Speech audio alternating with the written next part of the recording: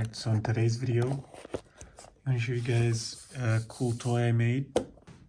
Boom! This is it. And what this is,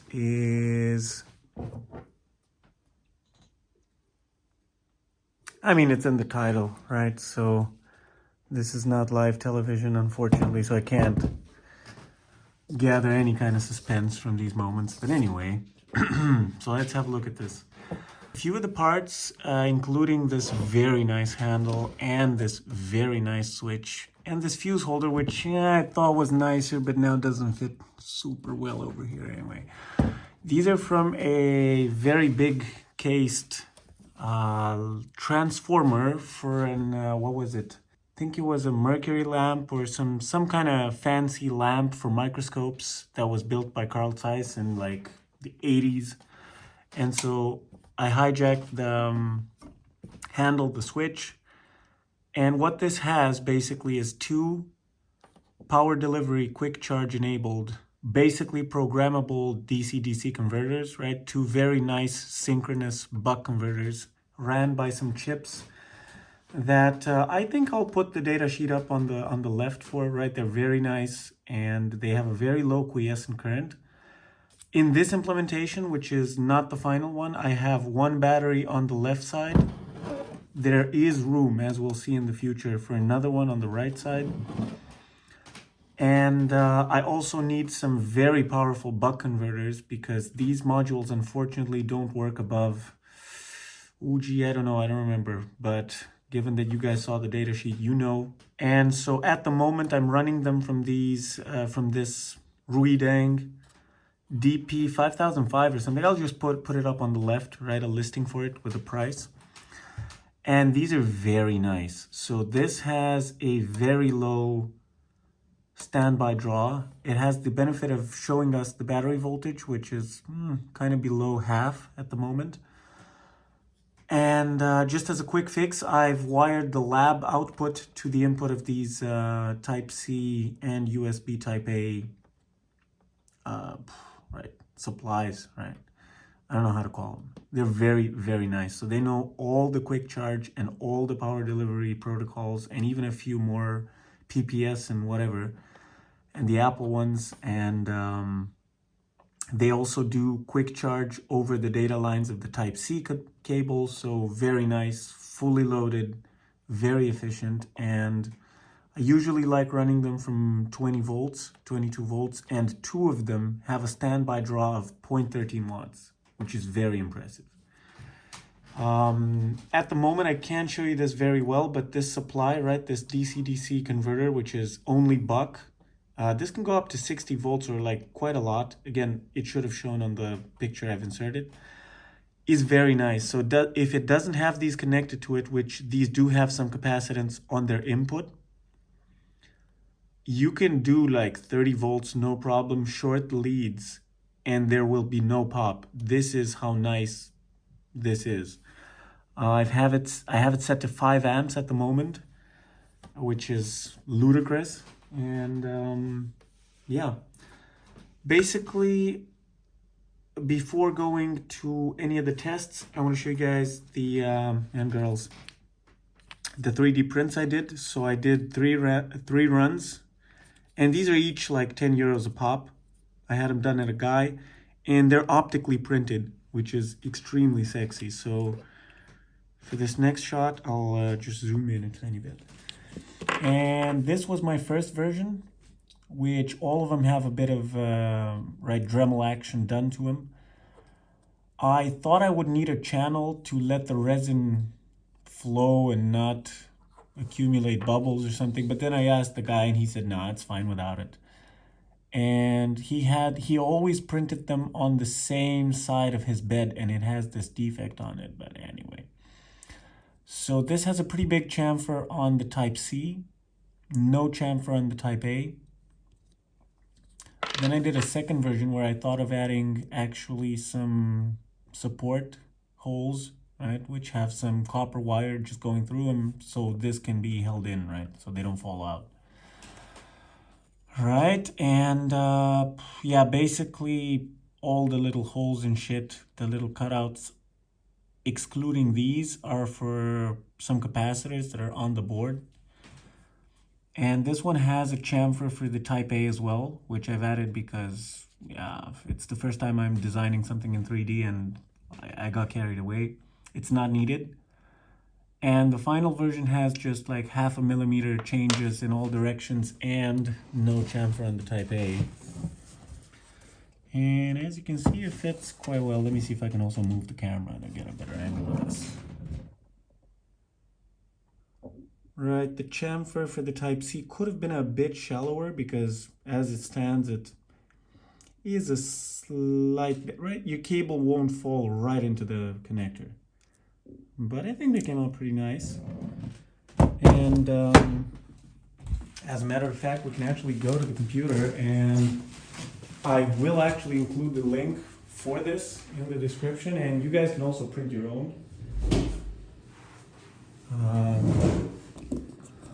Let me see. At the moment, I'm refreshing the data on my hard drive with this very nice command. Unfortunately, on a Mac, you have a very old version of DD, so you need to use GDD to show progress. But anyway, that being said, here is the part, and I've used onshape to create it. And I think it came out pretty nice, I'm not gonna lie. This was my first ever design, and this tool is very nice to use. I'll also include the tutorial I've used for it. There's a guy explaining everything very nicely, but the gist of it is you have sketches, which are 2D drawings, and then you extrude them, right? So in this case, I extrude the inner circle quite a lot and the outer circle just a bit. And then you modify the stuff, right? The extrusion on the top, I've added a chamfer to, so it has this very nice rounded edge. Then I have a random plane that's on this side, which has 2 circles on it. And these circles are extruded inside the material, kind of, so to make cuts. And yeah, like optically, this comes out very nice, like very, very nice. So I think this wraps up the design part, although I could start spinning this around for 5 hours and not get bored of it. But yeah, let's get out of here. And I think next up we can perform some tests on the outputs, just to see if they work as well as I claim.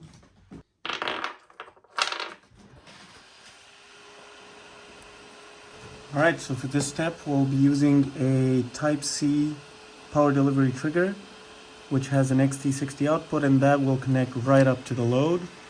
The load has some settings on it, so let's clear those. We're going to do constant current, and we're going to do no cutoff voltage. Alright, and for the current, we want to start off a bit slower and reset the values just for completeness. Alright, so this is maxed out to 5 amps at 22 volts. And one more thing that I didn't say about these modules is they do accept higher voltages.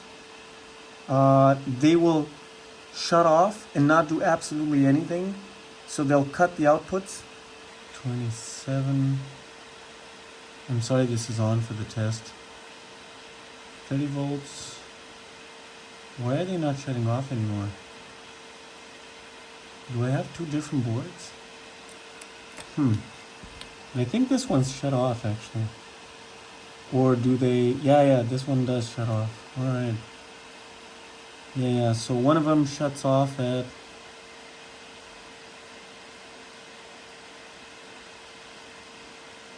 about 31 volts. Anyway, so I give them 22, which is slightly above the maximum of 20 volts they'll be doing. And so anyway, let's get back to the test because this is loud as fuck. So let's try the right one first. And we're getting 20 volts on the output, as you can see from this reading over here. Let's focus on that. And it also does 15, 12, 9, and 5, and 20. Alright, so let's go for 20, and let's just increase the current. So this will give us 20 watts. Why doesn't it give us 20 watts? Alright, it does. And then, yeah, fuck it, let's just go to 40 watts. And so at 40 watts drawn, this whole system only draws 42 watts, right? So 40, let's go 43. And so that will be an efficiency of 40 divided by 43. 93%, which is, yeah, very impressive. And I don't know how much higher than 40 we can go, but we can try.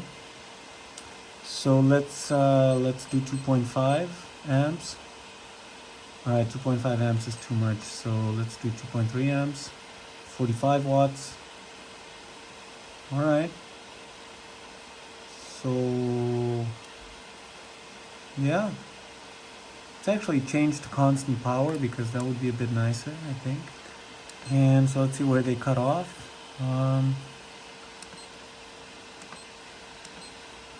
10 watts, 20, 30. And we could actually measure the voltage on the output. 30 watts, steady 20 volts on the output. Man, this is very nice. 40. And man, check out how solid this 20 is. Jesus. Damn, and let's do 45 because I think it doesn't like a lot more than that. Alright. 47. How does it do? 50. Yeah, it doesn't. Alright. So let's go to 40 watts on the other one. Turn this off.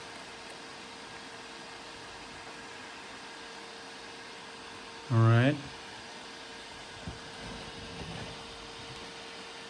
And boom. 40. 5. And this one should crash at 50 as well. I mean, these are $4 from AliExpress. What do you expect?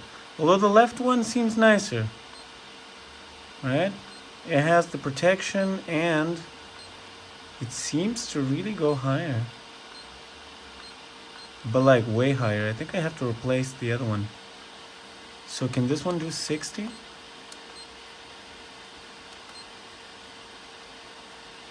Yeah, it seems to do 60 just fine. And what if we decrease the voltage? Alright, yeah.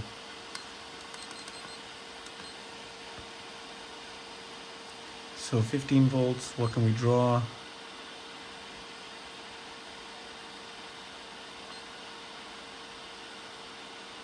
Ah, yeah. This is nice.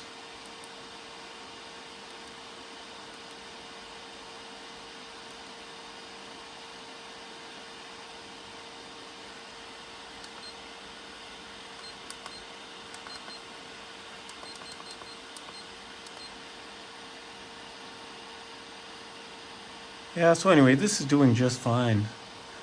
And let's check what we have on the...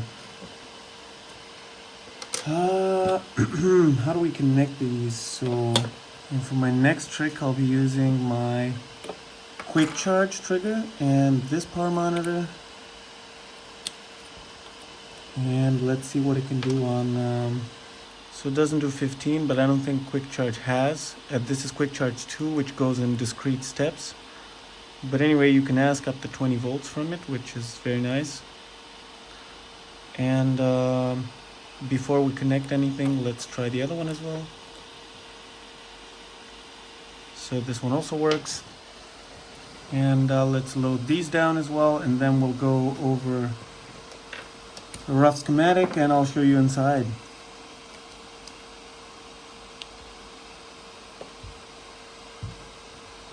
Alright. So yeah, let's just go 30. 35, 40. 45, 50, all right. And yeah, I just won't load them down on the other ones because it's quite pointless. What else? Yeah, let's ramp this up.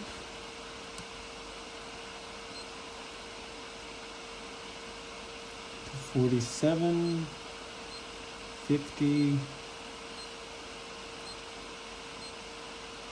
Yeah, but this one is way better though. I'm quite disappointed by the other one, to be honest.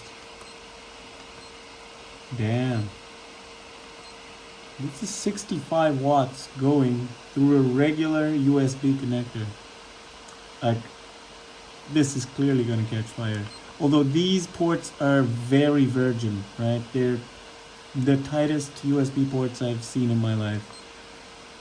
And let's just go, right? Like, so at 70 watts, we have 69.2. Let's go for that. 69.2 divided by 72. 96% efficiency on the DC-DC converter. This is just mind-boggling. And I don't know how much higher this is gonna go. All right. Anyway, yeah, let's stop this because I'm going crazy. And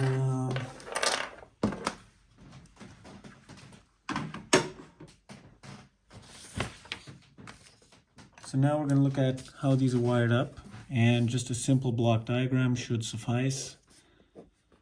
So we have an M365 10S 3P pack, right, and that has a bus that ranges from 30 to 41 volts. And in the current installment, this just goes to the, I think it's DP 5005 programmable buck/lab power supply, and this goes to banana out, and it also goes to the two USB boards, right? And in a future installment, what I'll want to do, and the charge is separate, right? Has a charge in on the back, which is the regular XIAOMI Scooter connector. It's a kind of barrel jack. Anyway, in the future, I do want to take some supply from here, have another buck, and supply these separately, although I will lose the benefit of having a power draw indication, which I'm a big fan of. Actually, I've saved this for the video. There's a switch here,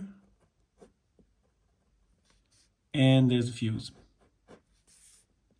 And that is basically it. So it's no rocket science. The main idea is this converter and these very nice boards.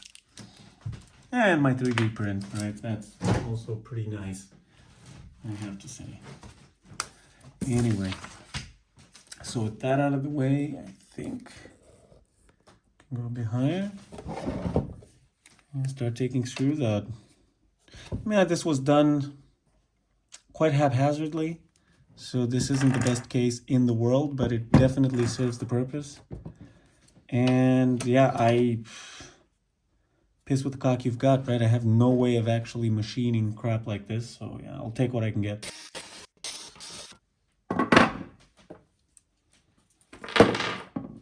Okay, so on the inside, we have room for another battery. The right cross-sectional dimension, right, the front was dictated by the fact that I wanted two of these and this and the bananas, right? So it ended up being way larger than what is necessary for a battery, but it's pretty good because now I can actually, right, the initial plan was to put it on the bottom, but then I figured that we could actually stack two of these in parallel, which I will definitely be doing in the future. And everything inside is silicone cables because, right, any mistake here will, these will output 800 watts, no problem, and that would vaporize wires in no time. So silicone wires that are heat resilient, so even if they warm up, they will never touch each other. Main connection from the battery and everything else are XT30s. And yeah, that's pretty much it. Right? There's really not a lot going on here. And I have this output which will go to the separate buck converter that I talked about. And this is super cool to the touch.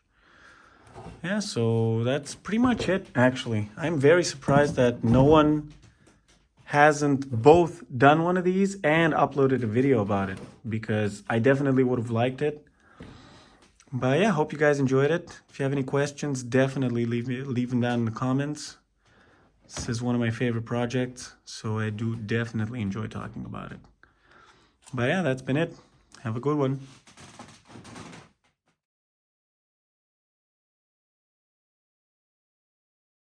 One more frame I forgot to film. Imagine how much soldering you can do on one of these. So I have the TS80. It's definitely going to work with the TS80P. And absolutely no problem. And it doesn't even make that much popping noise, which usually does happen with the TS80. Yeah, this had to be shown.